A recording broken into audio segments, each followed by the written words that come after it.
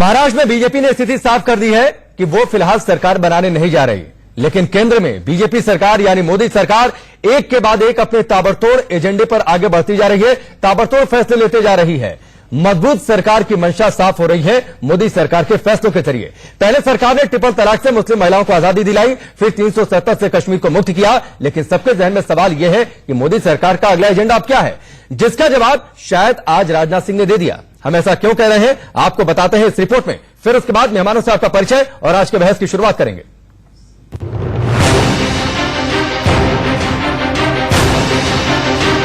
तीन तलाक का वादा पूरा,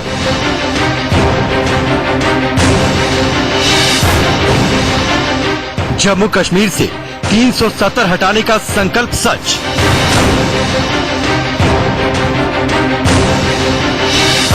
अयोध्या में राम मंदिर निर्माण का रास्ता तैयार,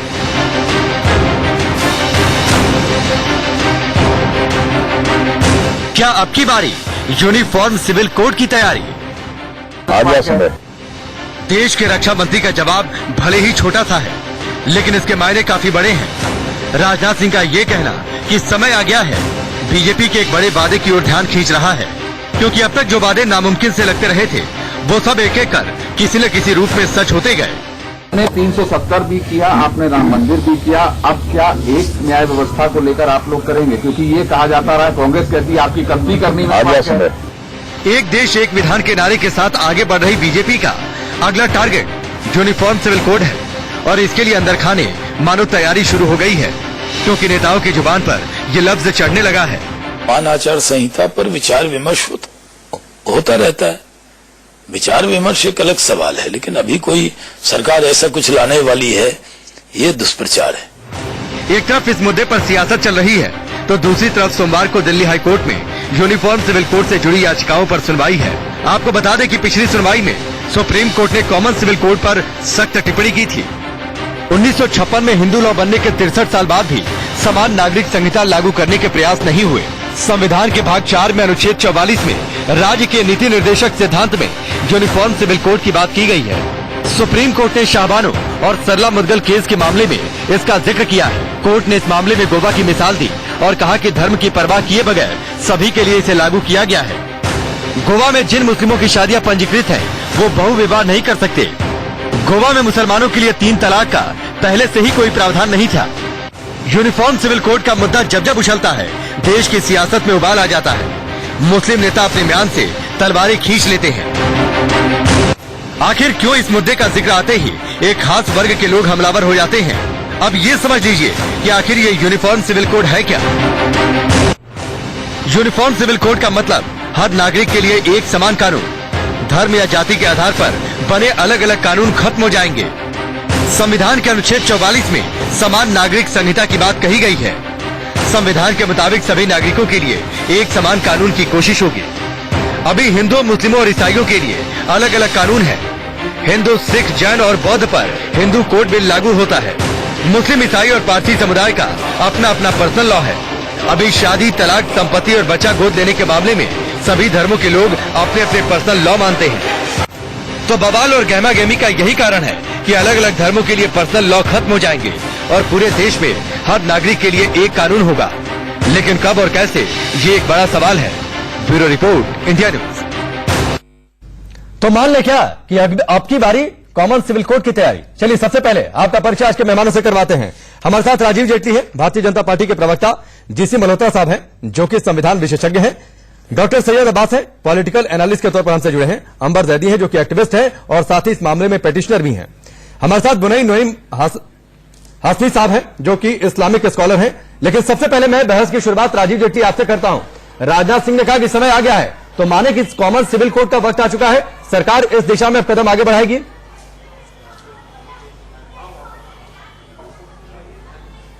देखिए, राजनाथ सिंह जी ने कहा कि समय आ गया है। आप सोचिए हम चैनल के ऊपर क्या डिबेट कर रहे हैं। हम डिबेट ये कर रहे हैं कि भारत के अंदर एक जैसा कानून, मतलब एक निशान, एक विधान, एक प्रधान होना चाहिए। आज तक ये भी हम कबूल कर रहे हैं कि भारत के अंदर कोई भी चीज अगर, क्योंकि हम देश को धर्मनिरपेक्ष कहते हैं, धर्मनिरपेक्षता के हिसाब से भी देखें तो क्या हमने धर्मों के साथ इनजस्टिस नहीं किया, अन्याय नहीं किया? क्या एक धर्म के लिए एक कानून और दूसरे धर्म के लिए दूसरा कानून नहीं बनाया? आज हम अपने ही देश के अंदर जो टुकड़े हो रखे थे कानून के नाम पर या कानून के नियमों के नाम पर, वो टुकड़े को हम हटा दें, उन टुकड़ों को जोड़ दें और भारत को एक कर दें, इसके ऊपर चर्चा की जा रही है। हम कहते हैं कि इस देश के अंदर किसी के लिए भी समान अधिकार होने चाहिए, हर महिला के पास अधिकार होना चाहिए, हर बच्चे के पास अधिकार होना चाहिए। अगर कोई गोद लेना चाहता है, हिंदू अलग कानून के हिसाब से गोद लेगा, मुसलमान अलग हिसाब से लेगा, क्रिश्चियन अलग हिसाब से लेगा।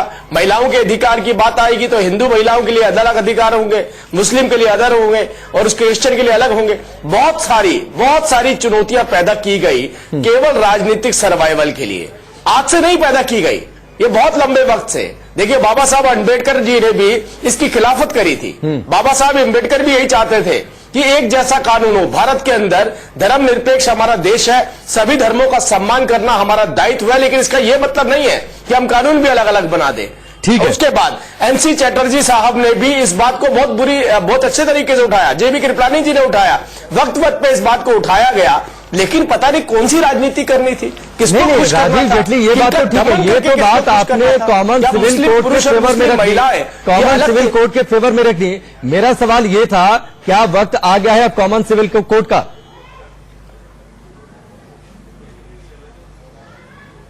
मैंने आपसे कहा वक्त आज नहीं, वक्त तो आज से 70 साल पहले ही आ गया था। लेकिन हाँ, 2016 के अंदर लॉ मंत्रालय ने भी लॉ कमीशन को लिखा था, चिट्ठी लिखी थी, उसमें कहा था कि क्यों नहीं इसके ऊपर आगे बढ़ा जाए।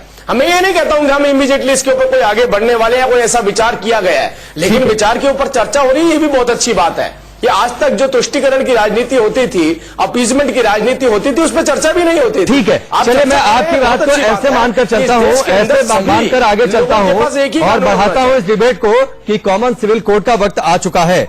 हस्ती साहब, लागू हो जाना चाहिए इस देश में यूनिफॉर्म सिविल कोड।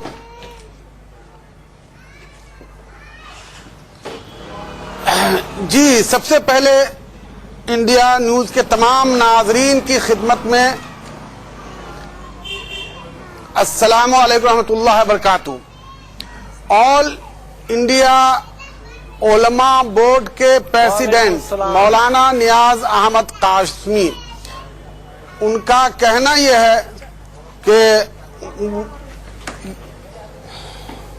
कि यूनिफॉर्म सिविल कोड जो हमारे भारत का अनेकता में एकता है, उसको मुंतशिर करने की साजिश होगी। हमारा जो भारत है वो अनेक जाति, अनेक बिरादरी, अनेक धर्म के लोग रहते हैं। उनकी कुछ अपनी तहजीब है, उनकी कुछ अपनी संस्कृति है, उनको मानते हुए भारत को एक करना है।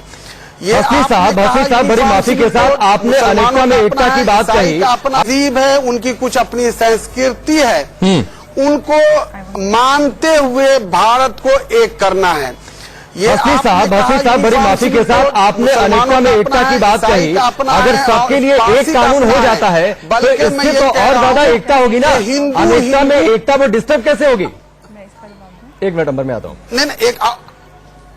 नहीं, मैं आपको बता रहा, अभी और सुने कि हिंदू के अलहदा कानून है।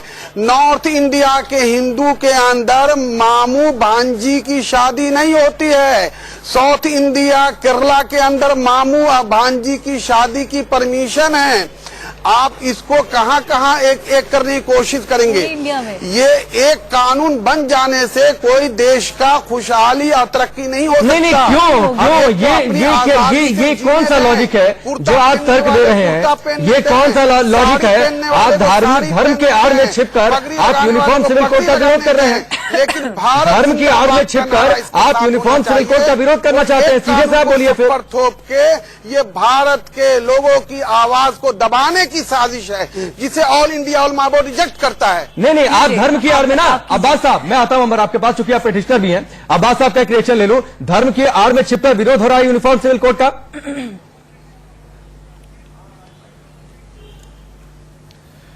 धर्म की आड़ की बात कोई नहीं कह रहा है। मैं ऐसी बात को नकारता हूं। सबसे पहले ये बात है कि हमारा भारत देश सिर्फ सेक्युलर ही नहीं, प्लूरैलिटी पे भी चलता है। हमारे संविधान के नाते जो हम देखते हैं, freedom of choice, freedom of speech, freedom of religion, precisely freedom of religion के नाते और सेक्युलर होने के नाते यूनिफॉर्म सिविल कोड हर जगह हर समय सही नहीं हो सकता। नहीं, धार्मिक आजादी, यही तो बात मैंने बोला ना अब्बास साहब। आपने जिस बात की आड़ में छिपकर अपनी बात का समर्थन कर रहे हैं, यही सवाल मैंने आपसे किया था कि धार्मिक आजादी की आड़ में छिपकर यूनिफॉर्म सिविल कोड का विरोध कर रहे हैं। इस देश में एक सीधा सा सवाल का जवाब दीजिए, इस देश में देश का एजेंडा चलेगा या मजहब का एजेंडा चलेगा?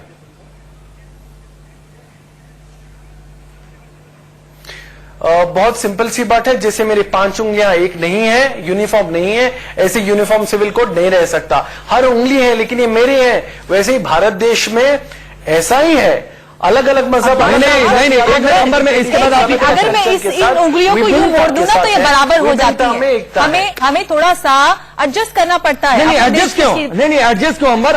और अमर की बात को मैं सेकंड कर रहा हूँ। 5 उंगलियों का आपने जिक्र किया ना, सुन लीजिए, सुन लीजिए अब्बास साहब, सुन लीजिए। नहीं मोड़ेंगे जब हम एक साथ अब्बास साहब सुनिए, करने के लिए आपको नहीं करना पड़ता है। एक मिनट अमर, एक मिनट में आता हूं आपके पास। सुन रहे हैं अब्बास साहब, एक बात बताइए, इन 5 उंगलियों को आप सुनिए ना पहले। क्या है? नहीं, सुन लीजिए ना पहले। आप इन 5 उंगलियों को इस तरीके से देखते हैं ना, मैं इन 5 उंगलियों को मुट्ठी बनाकर देखता हूं, ताकत एक करके देखता हूं। आपके हिसाब से इन 5 उंगलियों को अलग करके नहीं देखता। ये बात आप लोग को नहीं समझ में आती है। धर्म के आधार पर सियासत करते हैं इसी तरीके से। लोगों को इन उंगलियों को आप अलग करके रखना चाहते हैं। मैं इन सारी उंगलियों को एक साथ रखना चाहता हूं, मुट्ठी बनाकर रखना चाहता हूं। इससे हमारे देश की ताकत बढ़ेगी।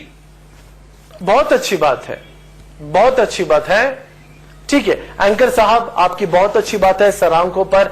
आप चाहे मुट्ठी बना लो, चाहे सीधा बना लो, तो आप भी मुट्ठी बनाइए ना सर। अलग ही है भाई, मैं यही तो कह रहा हूं कि आप भी मुट्ठी बना लीजिए। आप क्यों इन 5 उंगलियों को अलग रखना चाहते हैं? सैल्यूट करो, सलाम करो, कुछ भी करो, उंगलियां फिर भी अलग साइज की होती है भाई साहब। उंगलियां अलग साइज की होती है। मुट्ठी बनने के बाद अमर आइए, ठीक है, आप अपने एजेंडे पर चलेंगे। राजीव जेटली में आता हूं आपके पास, एक नंबर की रिएक्शन ले लूं, फिर आता हूं मैं आपके पास। अमर एक बात बताइए, अगर उंगलियों को जोड़कर मुट्ठी बना लेते हैं, फिर कहां उंगलियां अलग अलग दिखती हैं? देखिए, जो राजनीति करते हैं लोगों को अलग अलग रखने की, धर्म के आधार पर राजनीति करते हैं, वो सिर्फ हाथ को ऐसे देखते हैं, लेकिन हम हाथ को ऐसे देखते हैं। जो हवाला दे रहे हैं, जितने भी लोग थे जिन्होंने यूनिफॉर्म सिविल कोड के अगेंस्ट बोला है, वो कह रहे हैं रिलीजियस फ्रीडम की बात। आर्टिकल 25 हमारे रिलीजियस लिबर्टी को सिक्योर करता है, तो किसी के भी धर्म को कुछ नहीं बदलने वाला है। हम इंडियन सिविल कोड की डिमांड करते हैं, जो हमारे देश की जरूरत के हिसाब से, जो हमारी जरूरत है। क्योंकि ऐसा नहीं कि सिर्फ it is about only Muslim community, और भी धर्म के लोगों में और भी बहुत सारे ऐसे कानून हैं जो गुलामी का प्रतीक है, अंग्रेजी हुकूमत के वक्त के कानून है। उनके ऐसा नहीं कि सिर्फ और सिर्फ मुस्लिम कम्युनिटी के अगेंस्ट कुछ हो रहा है। It is about women right, is about gender justice, equality and also other provisions in our current constitution. तो हम अपने देश के कानूनी व्यवस्था के हिसाब से, अपनी देश में जो व्यवस्था है उसके हिसाब से कानून नया बनाने की, कॉन्स्टिट्यूशन को, यूनिफॉर्म सिविल कोड को लागू करने की डिमांड करते हैं। और जिसमें मोस्टली अगर हम बात करें तो महिलाएं उससे अफेक्ट होती हैं। चाहे आप शादी की बात करें, चाहे कम उम्र में शादी की बात करें, चाहे डिवोर्स की बात करें, बिल्कुल सही बात है। या और बहुत सारी ऐसी चीजें हैं जो सिर्फ और सिर्फ महिलाओं से ही रिलेटेड हैं। अगर आप पूरी तरीके से क्रिमिनल और सिविल मैटर्स में बात करें तो उसमें आप इंडियन कॉन्स्टिट्यूशन फॉलो करते हैं। जो चीजें महिलाओं से रिलेटेड होती हैं उसमें आप शरीयत को लागू कर देते हैं। तो धर्म की आड़ में, धर्म का नाम देकर आप क्यों महिलाओं का शोषण करते आ रहे हैं? अगर आपको पूरी तरीके से शरिया फॉलो करनी है तो आप कीजिए कि रेप की सजा मौत होगी, आप चोरी की सजा में हाथ कटवाएंगे, तो पूरी तरीके से आप इस्लाम धर्म को फॉलो कीजिए। फिर ठीक है, राजीव जेटली एक जवाब, फिर मैं आता हूं जीसी मल्होत्रा साहब आपके पास।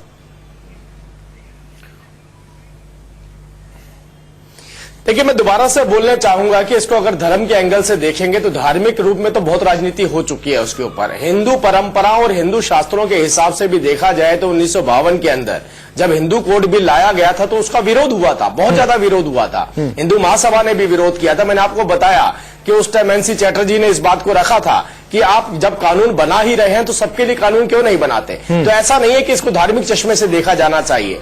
और वो जब कानून बना तो नहीं, वो तो देख रहे हैं ना, छोड़ दिया, वो तो कह रहे हैं कि एक खास धर्म के खिलाफ साजिश है। अलग से व्यवहार, उन्होंने तो धार्मिक आजादी का आड़ ले लिया राजीव जेटली। मैं आपको बता रहा हूं, मेरी बात पूरी, मेरी पूरी बात सुनिए। मैं आपको बताता हूं, जेपी कृपलानी जी ने और एनसी चटर्जी ने जब बात कर रखी थी तो उन्होंने कहा था कि ये कानून सबके ऊपर लागू क्यों नहीं होता, तो नेहरू जी का जवाब ये था कि मैं मुस्लिम समाज के साथ अलग से व्यवहार करना चाहता हूं। यह नहीं बताया था कि मुस्लिम पुरुषों के साथ अलग से व्यवहार करना चाहता हूं। उन्होंने समाज का नाम लिया और मुस्लिम महिलाओं का के अधिकारों का दमन किया। ये उस वक्त पे एक राजनीति की जा रही थी जो धर्म के आधार पे थी। आज 70 सालों के बाद जब मुस्लिम महिलाएं, ईसाई महिलाएं जब कह रही है कि हमें भी वो अधिकार मिलने चाहिए, हम क्यों वंचित रह जाए? हम क्यों इस बात का खामियाजा उठाए कि नेहरू जी ने जो राजनीति करी थी, अपना सर्वाइवल किया था बांट करके, वो आज सर्वाइवल हमारे अधिकारों का दमन हो उसमें। उनके अधिकार उनको मिलने चाहिए और क्यों नहीं मिलने चाहिए? किस बात की इसमें पाबंदी लगाई जा रही है? ठीक है, आप बताइए। ठीक है। राजीव जेटली एक वक्त यहाँ पर ब्रेक का है, जिसमें मल्होत्रा साहब माफी के साथ इस सेगमेंट में मैं नहीं आ पाया। यहाँ पर एक ब्रेक लेंगे और इस सवाल के साथ वापस लौटेंगे कि जब भी समान नागरिक संहिता की बातचीत होती है, कॉमन सिविल कोड की बातचीत होती है, तो धर्म की आजादी की आड़ क्यों ली जाती है? ये बात चुभने क्यों लगती है? जल्द वापस लौटते हैं। ब्रेक के बाद चलिए आगे बढ़ते हैं। सारे मेहमान हमारे साथ बने हुए हैं, सीधे रुक करते हैं। जीसी मल्होत्रा साहब, आपका सबसे पहले, जब भी कॉमन सिविल कोड की बात आती है तो यह बात इतनी चुभने क्यों लगती है और एक खास वर्ग के लोग इसकी मुखालफत क्यों करते हैं?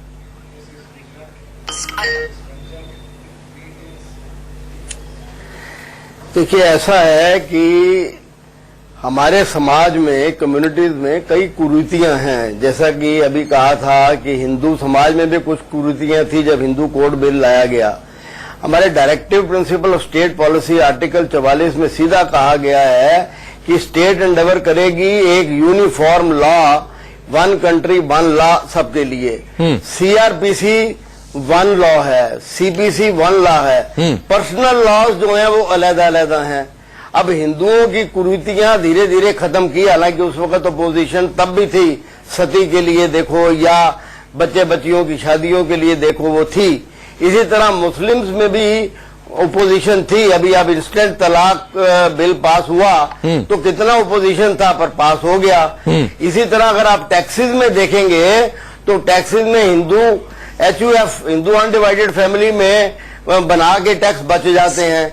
गिफ्ट ड्यूटी देनी है तो मुस्लिम लॉ में वहां स्टैंप ड्यूटी नहीं देनी पड़ती है। तो इस तरह अलग-अलग लॉज में गवर्नमेंट को भी नुकसान होता है। सुप्रीम कोर्ट ने शाह बानो के केस में क्लियरली कहा था कि हमें ये जो है डायरेक्टिव प्रिंसिपल्स को फॉलो करना चाहिए और एक यूनिफॉर्म लॉ सबके लिए बनाना चाहिए, सेकुलरिज्म के लिए। बिल्कुल, आपने ठीक कहा मल्होत्रा साहब, आपने ठीक कहा। आप किसी बात को मैं आगे बढ़ाऊंगा, क्योंकि अभी हाल ही में सुप्रीम कोर्ट ने तल्ख टिप्पणी भी की कि 1956 के बाद 63 साल हो गए, यूनिफॉर्म सिविल कोड बन क्यों नहीं पाया? आप लोग को डर इतना क्यों लगता है अब्बास साहब? जी हाँ, डर की बात नहीं है यहाँ पे भाई साहब, डर की बात बिल्कुल भी नहीं है। नहीं, ये डर की बात है अब्बास साहब। आपको बता, डर लगता है आप लोगों को यूनिफॉर्म सिविल कोड से? भाई साहब, मेरे से आपसे गुजारिश है, मैं पहली बार आपके चैनल पे शो पे आ रहा हूं, कृपया करके please don't put words into my mouth. I am not fearful of this. मुझे किसी बात का डर नहीं है, तो आप ऐसी बात मत कीजिए मेरे से, पहली बात। और दूसरी बात, मेरा एक ओपिनियन है और स्ट्रांग ओपिनियन है, जो भी है मुझे पूरा भरोसा है इस गवर्नमेंट पे, इस संविधान पे, जो भी होगा अच्छा होगा। अगर आप मेरा ओपिनियन पूछेंगे इस बात पे, मैं यूनिफॉर्म सिविल कोड के खिलाफ हूं। क्यों खिलाफ हूं? प्लूरलिटी को चैलेंज करता है। क्यों खिलाफ हूं? इंडिया के सेक्युलरिज्म पे ये करता है। और उसके साथ साथ आपको बताता हूं कि सर्वधर्मा जो एक हिंदू महासभा स्टैंड है, उन्होंने खुद इसके खिलाफ है। और हालांकि सिर्फ एक मुस्लिम बॉडीज नहीं, जब एक मेजॉरिटी और सेक्शंस खिलाफ है, 6000 नहीं, तो अब हस्ती साहब, अब्बास साहब मैं आता हूँ। हस्ती साहब, जब भी यूनिफॉर्म सिविल कोड की बातचीत होती है तो मसला हिंदू मुस्लिम पर क्यों अटक जाता है और दूसरे धर्म के लोग क्यों नहीं विरोध करते हैं इसका?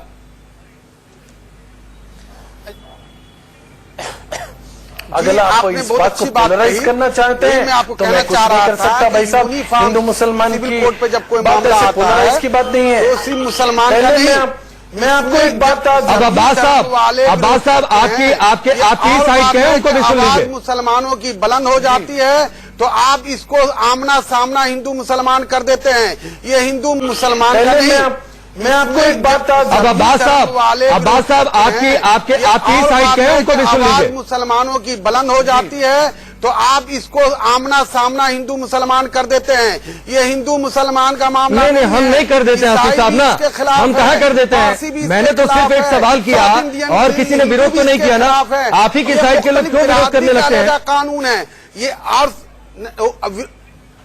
नहीं आप मैंने आप नहीं किया, वो आप कैसे बोले नहीं किया? हम आपको बताए, हम जमा करके बताते हैं। ईसाई को, पारसी को, यहूदी को, यहाँ पे बुद्धिस्ट को, ये साउथ इंडियन, नॉर्थ हिंदू को हम जमा करके बताते हैं आपको, तो आप मान लेंगे ना कि हम आपको भारत के अंदर धर्म के एतबार से 5 धर्म वाले को यूनिफॉर्म सिविल कोड के खिलाफ हम जमा करके आपको बता देंगे। राजीव जेटली जवाब दीजिए। और हिंदू में भी जो है कम से कम नॉर्थ ग्रुप को हम आपके सामने खड़ा कर देंगे। अगर चाहिए तो मैं कॉन्फ्रेंस बुलाता हूँ, ताल कटोरा में बोलिए, जहां बोलिए वहां बुला के मैं साबित कर देता हूँ। इसको हिंदू मुसलमान मत कीजिए। ये भारत के एकता, भारत के अमन और भारत के शांति और हर भारतीय को आजादी का हक है। नहीं तो शांति मानिए आप यहाँ पे एक कानून लाके सबको आप गिरवी मत कीजिए। मैं आपको कह देना चाहता हूँ, आप इसको ये बोलिए कि अव्वल तो ये बात है कि यूनिफॉर्म सिविल कोड है क्या, कोई इसकी बुक तैयार हुई, कोई इसका खाका बना। ठीक है, जवाब ले लीजिए, जवाब ले लीजिए राजीव जी, जवाब दीजिए, क्योंकि सवाल आप ही लोगों पर है। करने के लिए पॉलिटिकल पार्टी जो है इसको हवा करती है और उस पॉलिटिकल पार्टी के हवे पे सब लोग अब हंगामा करने लगते हैं। ठीक है आसिफ साहब, जवाब सुन लीजिए। पॉलिटिकल पार्टी का एजेंडा है राजीव जी, भारतीयों का एजेंडा नहीं है, ये सब हिंदू का एजेंडा नहीं है, ये सब धर्म वाले का एजेंडा नहीं है, ये सिर्फ एक पॉलिटिकल पार्टी का एजेंडा है जिसे तो सुन लीजिए ना उस पॉलिटिकल पार्टी का जवाब। आसिफ साहब आप बोले जा रहे हैं, मैंने राजीव जेटली को 3 बार बोला जवाब देने के लिए, अब आप जवाब सुनना नहीं चाहते हैं। सरकार उन्हीं की पार्टी की है ना, तो जवाब सुन लीजिए। जी बताइए जवाब। देखिए पहले तो मैं स्पष्ट करना चाहता हूं कि धर्मनिरपेक्ष देश के अंदर सभी के पास धार्मिक आजादी है। अपनी परंपराओं में, अपनी संस्कृति में, अपने रीति रिवाज में किसी भी तरीके का विघन ना पहुंचे, ये सुनिश्चित हमारे संविधान ने किया हुआ है। बात यहाँ पे कानून की हो रही है, ये इतना झगड़ रहे हैं, बात यहाँ कानून की हो रही है। कानून कोई केवल भारत में नहीं है, बहुत सारे ऐसे इस्लामिक देश हैं जहां पर ऐसे कानून है। पाकिस्तान में है, बांग्लादेश में है, मलेशिया में है, सूडान में है, इंडोनेशिया में है। ये सब देश कोई धर्मनिरपेक्ष देश नहीं है, लेकिन कानून वहां पर भी है। वहां पर भी एक यूनिफॉर्म सिविल कोड है जो सबको मान्य होता है, सबको मानना पड़ता है। अब ये बताइए, बार बार जो आप जोर से चिल्ला के कह रहे हैं कि नॉर्थ से लेके ईस्ट से लेके साउथ से लेके वेस्ट तक, मैंने आपसे कहा, नहीं मैं पूरी बात कर लूं आपसे। मैंने आपसे कहा जब कानून सुनिश्चित होगा वो एक व्यक्ति के लिए नहीं होगा, एक धर्म के लिए नहीं होगा, वो हिंदू। अब आप सुन लीजिए, फिर उसके बाद मैं आप ही के पास आ रहा हूं। मैं पूछूं राजीव साहब?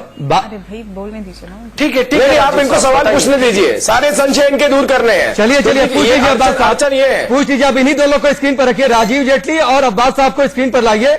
अब्बास साहब आप सवाल पूछिए और आपकी शंका का ये समाधान करेंगे। इन दोनों को स्क्रीन पर लाइए। राजीव त्यागी साहब, राजीव जेटली है, आपकी बात है, आपका ओपिनियन है, राजीव जेटली बोल रहे हैं, ओपिनियन है, लेकिन मेरा छोटा सा राजीव जेटली साहब, ठीक है राजीव जेटली साहब, मेरा छोटा सा सवाल बस इतना है, आरएसएस बीजेपी का स्टैंड तो कुछ और था, अभी ऐसा क्या हो गया जो यूनिफॉर्म सिविल कोड पे आपका स्टैंड ही बदल गया? कृपया करके आप मुझे बताइए, इस बात पे प्रकाश डालिए। मैं प्रकाश डाल रहा हूं। पहले तो मैं आपसे एक प्रश्न करता हूं, वो प्रश्न ये है कि मैंने आपको बताया कि इसमें धार्मिक आजादी हर किसी को दी जाएगी, कानून एक जैसे होंगे, बहुत सारी अड़चने हैं, हमारे कानून अलग अलग होने की वजह से बहुत सारे केसेस हमारे पेंडिंग है। आप ये बताइए, आप अगर कानून एक जैसे हो जाते हैं तो इससे आप लोगों के ऊपर क्या फर्क पड़ने वाला है? धार्मिक आजादी आपकी सुनिश्चित है हमारे संविधान के हिसाब से, लेकिन आप लोगों पर क्या फर्क पड़ने वाला है? ऐसी कौन सी बात है जो आपको लगता है कि आपकी आजादी में विघन डालने वाली है? क्या आपको लगता है कि मुस्लिम आपके कंधे के साथ कंधा मिलाकर के खड़ी हो जाएंगी? क्या आपको लगता है उनके पास भी वो अधिकार हो जाएंगे जो हमारे पास होंगे? आपकी चुनौती भारतीय जनता पार्टी या ये कानून नहीं है, आपकी चुनौती आपके समाज में ही बैठी है। आपको डर लगता है तो उन महिलाओं से लगता है जिनको लगता है आप दबा के रख सकते हैं, और वो महिलाएं अगर आगे आ रही हैं, ये आप हमसे नहीं लड़ाई कर रहे हैं, आप अपने समाज में अपनी बहन से लड़ाई कर रहे हैं, अपनी मां से लड़ाई कर रहे हैं, अपनी बीवी से लड़ाई कर रहे हैं, हमसे नहीं लड़ाई कर रहे हैं। आप ये सुनिए, आप ये सोचिए। दे दूं भाई साहब अभी जवाब दे दूं अभी आपने देते रहिए आप जवाब, आपके लंबा जवाब चौड़ा सुन रहे हैं आज हम। खांच के सवाल पूछा है और बहुत ही बेहतरीन तरीके से आपने मेरे सवाल को हटा के अपना सवाल डाल दिया। कोई बात नहीं, मैं आपका सवाल का सीधा जवाब देना चाहूंगा। आप पहली बात जो आपने सवाल में इतना लंबा टेढ़ा किया इसको, या आपने कहा मेरी बहन या मेरी माँ या मेरी बीवी जो भी है उस पर हम आएंगे। आपका किसका शाबानों पे सुनना चाहेंगे या ट्रिपल तलाक पे सुनना चाहेंगे? आप बताइए किस पे सुनना चाहेंगे, किस पे आपको जवाब चाहिए, क्योंकि आपका बहुत ही वेग सवाल था। मैं तो आपसे ये पूछना चाहूंगा कि अगर यूनिफॉर्म सिविल कोड आता है, इससे आपकी जो सी आजादी छिन रही है, बावजूद उसके कि आपकी आजादी सुनिश्चित की गई है, धार्मिक आजादी, केवल इतना बताइए आपकी कौन सी आजादी छिन रही है जिसको लेकर आप इस बात का विरोध कर रहे हैं? अच्छा ठीक है, आपको बताता हूं आपको मैं बताता हूं कौन सी आजादी छिन रही है। आपने मेरे सवाल का जवाब क्यों नहीं दिया? आरएसएस का चेंज क्यों पलटी मारा? आप मुझे ये बताइए। आरएसएस तो विरोध करता था, RSS opposed at every given time and opportunity. They also had the deviation on the Hindu code bills. अभी जो आरएसएस बीजेपी खिलाफ था, अभी ऐसा क्या जादू हो गया? कहां जा रहे हैं? समर्थन करने लगे, आपकी जानकारी में अभाव है। मैंने आपको बोला हिंदू महासभा के वकील, कुछ भी हिंदू नहीं है। महासभा के वकील एनसी चटर्जी बिल्कुल भी नहीं। आरएसएस कहां से बीच में आ गई बताइए? आपने आरएसएस कहां बीच में डाल दी? पूरे फैक्ट्स और फिगर्स की बात है यहाँ पे भाई साहब। नहीं चलिए, कुछ भी आप बीच लोगों में की नहीं आपसी डाला हूं। बातचीत और मैंने RSS सोचा का स्टैंड कि हो पहले सकता क्या है था? कि शायद आप They लोग एक opposed दूसरे the से सवाल और Uniform जवाब Civil Code। बेहतर तरीके से कर सके, इसीलिए मैंने आप दो लोगों को सिर्फ स्क्रीन पर रखा हुआ था, लेकिन किसी ने किसी के सवाल का सीधा सा जवाब नहीं दिया। अलबत्ता दूसरी दिशा में जरूर लेकर गए। लेकिन अब्बास साहब, आपके लिए मैं अंबर जैदी से सवाल करता हूं, क्योंकि अंबर जैदी पेटिशनर भी है, कोर्ट जा रही है। अंबर जैदी, एक बात बताइए, कॉमन सिविल कोड में क्या होगा? जहां तक मैं समझ रहा हूं, धार्मिक आजादी अपनी जगह बरकरार रहेगी, शादी, तलाक, उत्तराधिकार और बच्चा गोद लेना, ये चार चीजें मुख्य तौर पर शामिल रहेंगी। मैं ठीक हूं? बिल्कुल, एकदम ठीक। तो आप बताइए अब्बास साहब, इससे आपकी धार्मिक आजादी कहां खराब हो रही है साहब? शादी, तलाक, उत्तराधिकार और एडॉप्शन पॉलिसी, इस पर होगा कॉमन सिविल कोड।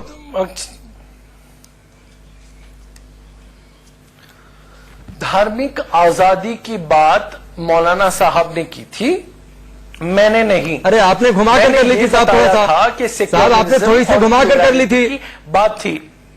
घुमा कर नहीं, मैं यहां पे बात कर रहा हूं जो फैक्ट्स और फिगर्स है, जहां पे सर्वधर्म का हिंदू ऑर्गेनाइजेशन। तो यही तो सवाल है ना कि धार्मिक आजादी कहां से डिस्टर्ब हो रही है? धर्म को कुछ नहीं होने वाला है अब्बास साहब, आप क्यों जलेबी बना के लोगों को मुंह में घुसने की कोशिश कर रहे हैं? इंडिजिनियस पीपल हो, बहुत सिंपल है। हम लोगों ने जो हमारी पिटीशन है उसमें हमने साफ तौर से लिखा है जो महिलाओं के अधिकार है, खासकर मुस्लिम महिलाओं के, चाहे वो शादी की बात हो, तलाक की बात हो, सक्सेशन की बात हो, इनहेरिटेंस की बात हो या गोद लेने की बात हो। हम पाकिस्तान की बात करें तो पाकिस्तान में भी बिना आर्बिट्रेशन और बिना कंसेंट के दूसरी शादी नहीं कर सकता। गोवा में भी है, जिसका उदाहरण सुप्रीम कोर्ट ने दिया, गोवा में भी है अभी। जी हम आर्टिकल 25 के चलिए एक ब्रेक लेता हूं, थोड़ा सा अब्बास साहब आता हूं, थोड़ा सा पढ़ लीजिएगा। गोवा में सुप्रीम कोर्ट ने कहा था, गोवा इसका शानदार उदाहरण है और गोवा की तारीफ की थी। गोवा में धर्म को नुकसान पहुंचा है क्या? अपने भाइयों से वहां पर पूछ लीजिएगा। वक्त ब्रेक का, जल्द वापस लौटते हैं। ब्रेक में चलिए आगे बढ़ते हैं, सीधे अपने मेहमानों का रुख करते हैं। राजीव जेटली, सबसे पहले आपके पास, जो क्योंकि जो बात कही अब्बास साहब ने, मैं ब्रेक में थोड़ा सा मैं भी रिसर्च करने लगा। मैं जहां तक समझता हूं, ये बात शायद आपको बेहतर तरीके से पता होगी, संघ से आप लोगों का जुड़ाव, मेरा तो कोई जुड़ाव नहीं है। गोलवलकर से लेकर मोहन भागवत तक बड़ा क्लियर स्टैंड है यूनिफॉर्म सिविल कोड पर। कभी आरएसएस से विरोध किया क्या इसका?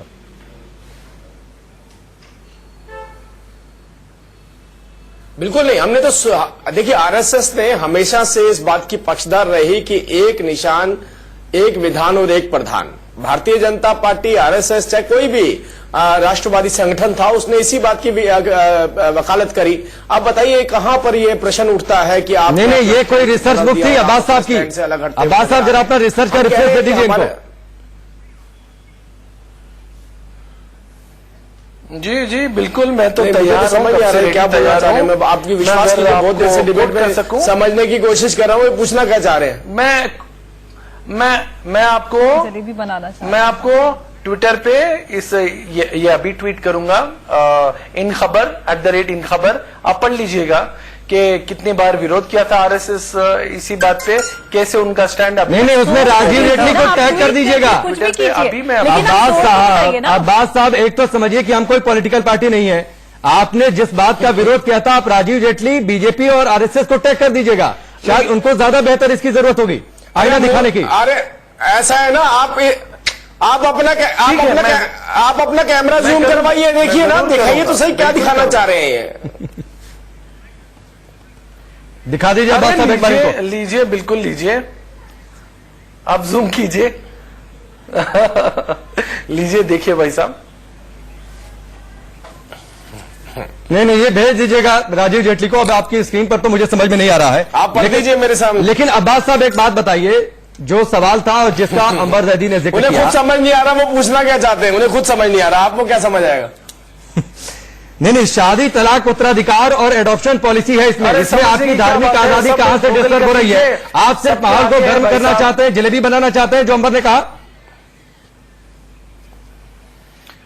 नहीं, देखिए एंकर साहब, आपका नाम नहीं जानता, माफ करना एंकर साहब, लेकिन राकेश नाम है, राकेश पांडे। बात ही नहीं है, रहन सहन की बात है, जिंदगी की बात है, जीविकोपार्जनिक होने की बात है। राकेश साहब, हाँ, तो राकेश साहब, जीविकोपार्जन होने की बात है, रहन सहन की बात है, केवल हिंदू मुस्लिम ही नहीं, इंडिजिनियस। पता नहीं आप क्या बोल रहे हैं अब्बास साहब, मेरे सिर के ऊपर से निकल रहा है। वो बिल्कुल यहाँ पर हिंदू, मुसलमान या किसी भी पर्टिकुलर किसी भी कम्युनिटी को टारगेट नहीं किया जा रहा है। हमारा सीधे से उसमें डिमांड ये है कि हमारे देश में, हमारा देश जो है सबसे बड़ा लोकतांत्रिक मुल्क है और हमारा कॉन्स्टिट्यूशन हर इंसान को इक्वल राइट देता है, irrespective of gender, caste, creed and everything. तो उसके बावजूद हमारे देश में महिलाओं को क्यों अलग अलग उनके साथ डिस्क्रिमिनेशन किया जाता है, अलग अलग धर्मों की महिलाओं के साथ? जब हम जैसे मल्होत्रा साहब ने बोला कि हम अगर सिविल सीआरपीसी की बात करें तो सबके लिए एक जैसा लागू होता है, तो क्यों महिलाओं को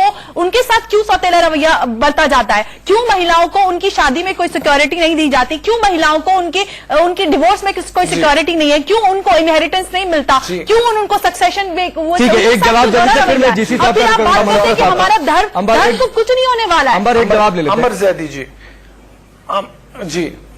अंबर जैदी जी, अंबर जैदी जी, तो आपको लगता है जो भाजपा सरकार ने अभी ट्रिपल तलाक बिल्स के साथ किया है सही है क्या?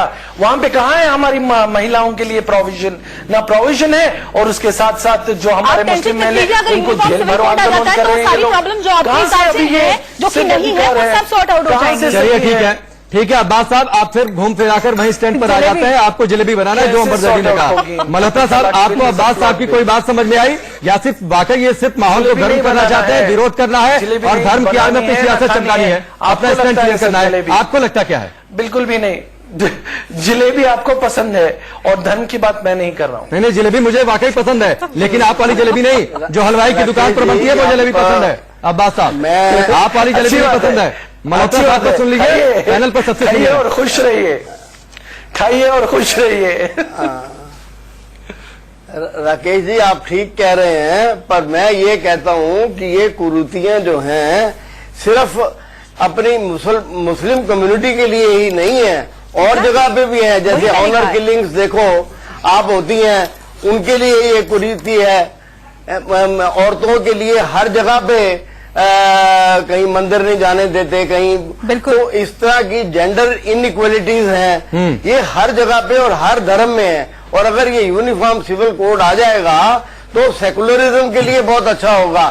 ये कोई हिंदू राष्ट्र नहीं है, ये जब एक राष्ट्र हिंदुस्तान का राष्ट्र हो जाएगा, ठीक है मल्होत्रा साहब हो जाएगा। आप सबका हमसे जुड़ने के लिए वक्त इतना ही है, माफी के साथ रोकूंगा, वक्त इतना ही है। आप सबका हमसे जुड़ने के लिए बहुत बहुत शुक्रिया। एक नागरिक के तौर पर हमें भड़काऊ बातों के चक्कर में नहीं पड़ना चाहिए। देश आगे बढ़े, विकास के रास्ते पर आगे बढ़े, इसके लिए जरूरी है कि देश में एक कानून हो, भेदभाव ना हो। फिलहाल अभी के लिए बस इतना है।